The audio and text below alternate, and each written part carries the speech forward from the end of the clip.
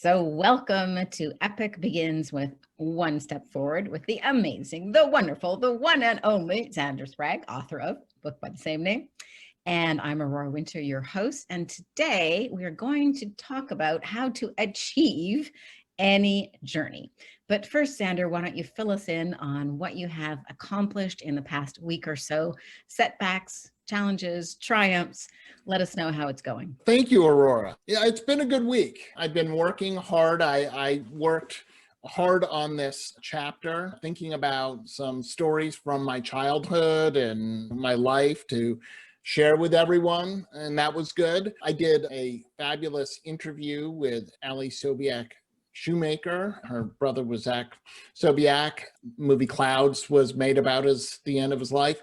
Really inspirational, really good interview. So that was awesome. Worked on the back cover copy for the book and just really trying to create a structure for myself to get all my things done. Started to think about what might be on the new and improved website and stuff. So just a busy week of doing big things, but not monumental, but still moving everything along, really making sure I'm moving everything along. So I think I felt good. Setbacks, some mornings the motivation wasn't quite there to sit down exactly when I wanted, but I checked in with that, started to get more exercise. So I think that's good. I'm feeling more energized. Exercise is good. We also had a time change. We did have a time change. So I'll blame it on the time change. Absolutely. That hour I lost, I just can't find it. Thanks for that update. It sounds like a very productive week for an author, speaker extraordinaire. So let's get into this topic. Of course, we're talking about how Epic begins with one step forward, but the focus today is how to achieve. So what tips do you have for people on achieving their Achieving. I think the first thing that when we think about how do I do this is break the plan down into bite-sized pieces. Obviously, what I'm doing is epically huge, but there are smaller steps, just like I was talking about what I did in the past week, that get me to where I want to go. And I think within that, understanding the order that you think things need to happen, and I will emphasize the word think, because rarely have I been right on exactly all of the steps that need to happen in the order they need to happen in as I've been on this journey. And so I think, but understanding the certain things have to happen first. I have to write the book in order to have a book. I have to have some kind of a book in order to start to promote the book. Yeah, you have to write the back cover before we can get the proof copy sent. Yeah, I mean, and again, there are certain things that are fundamental and we can figure those out. There are the other things that are you need to do, but you might not have the skill set yet. So you're like, how am I going to do that?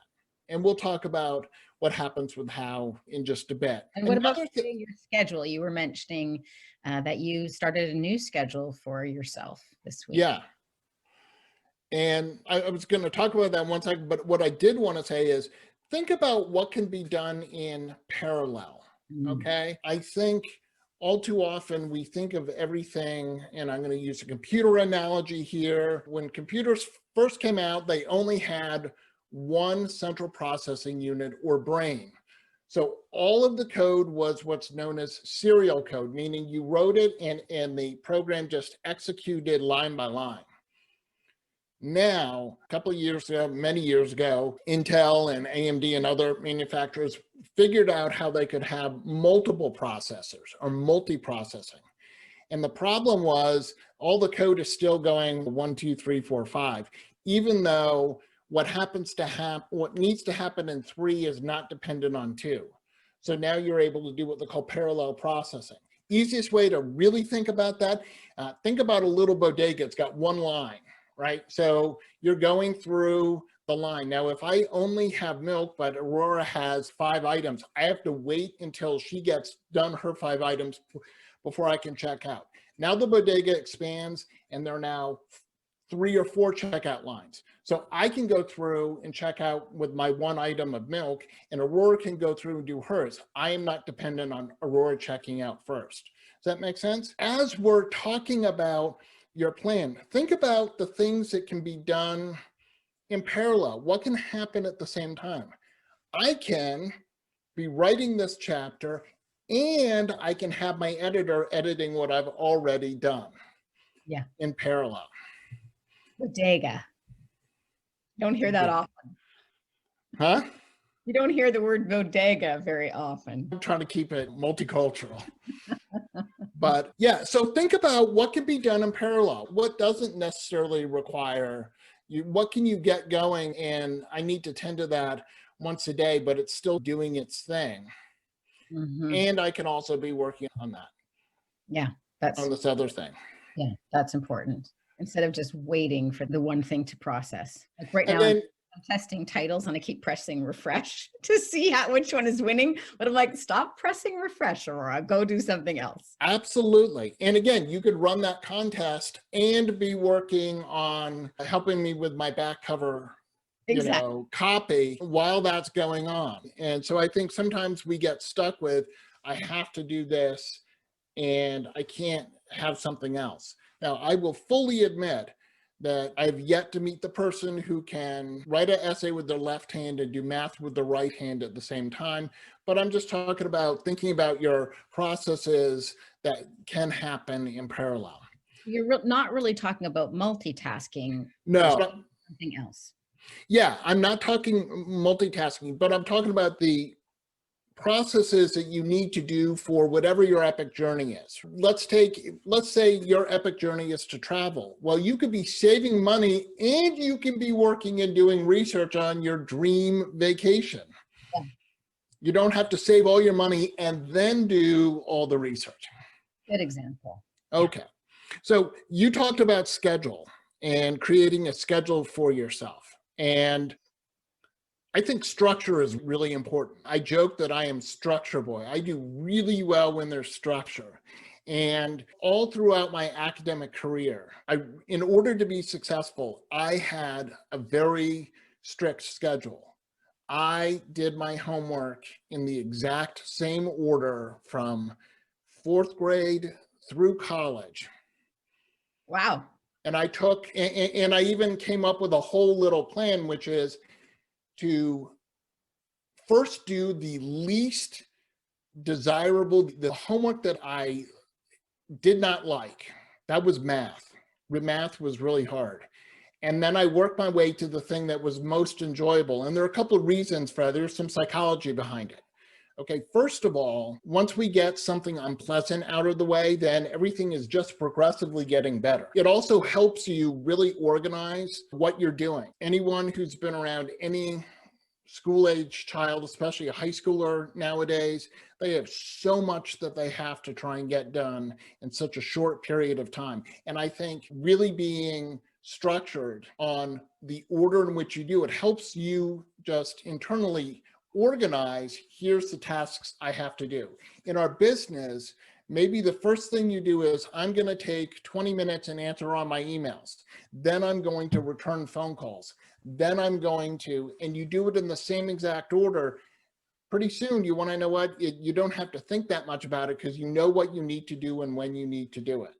You did this from grade 4 up to university start? I did. And it has such a psychological impact. When I'm feeling really overwhelmed, I will go like this. And this is me thinking about the homework: math, English, history, science, language.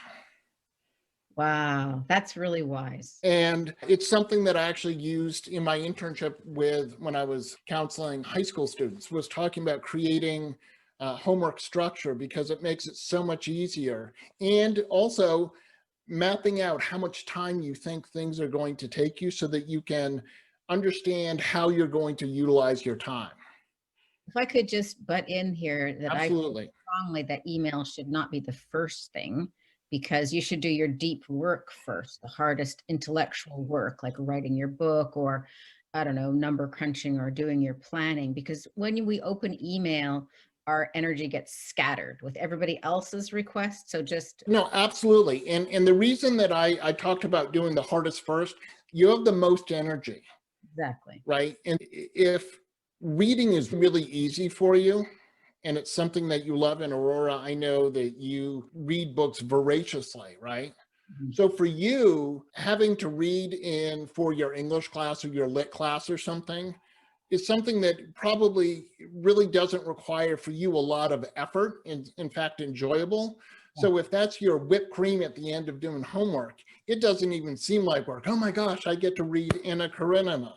Yeah. Well, I don't think anyone gets excited about reading Anna Karenina, but that's not the point. But what I'm saying is, Really applies to life. So start with the hardest and be systematic. Did you also set aside a certain time that you would be doing your homework? I would think, yeah, I was in boarding school, so I had set study hall times, and I had some free periods, but I would also look at the homework I had and do estimating on how much time I thought it would take. Because if I said, oh, I think math is going to take me half hour, but my history is only going to take me 20 minutes, I could plan out, and I also planned out breaks because One unusual man, I'm but unique.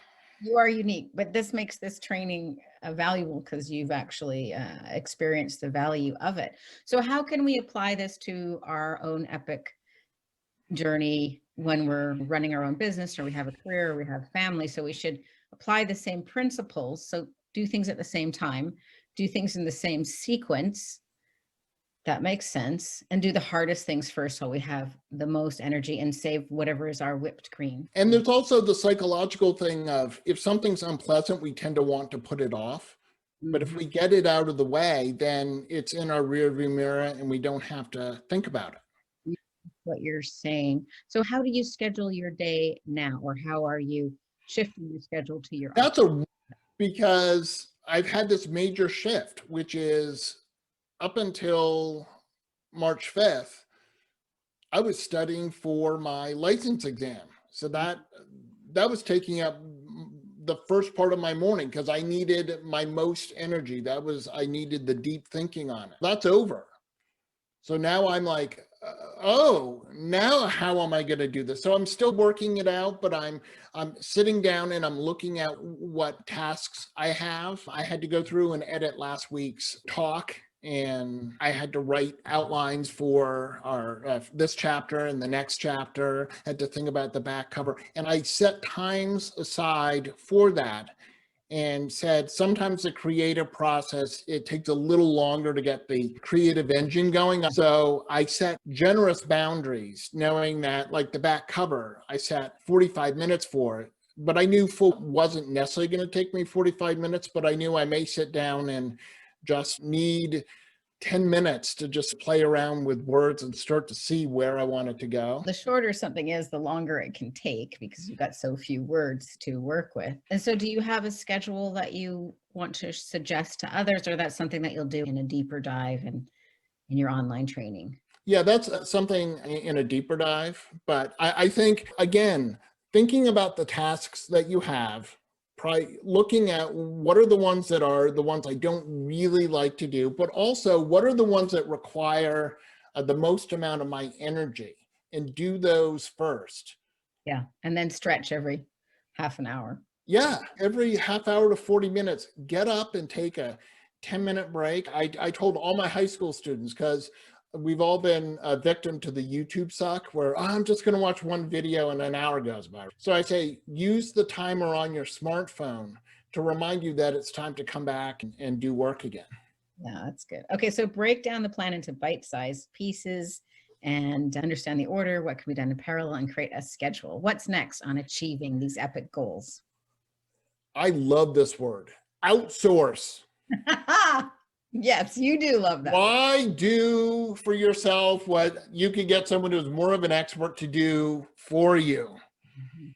Okay, because there are the things that you could do yourself but are not necessarily the best use of your time and aren't really in your wheelhouse. So if you have a way to take a task, look at the task you have and say, what could be outsourced? How can I get someone who's working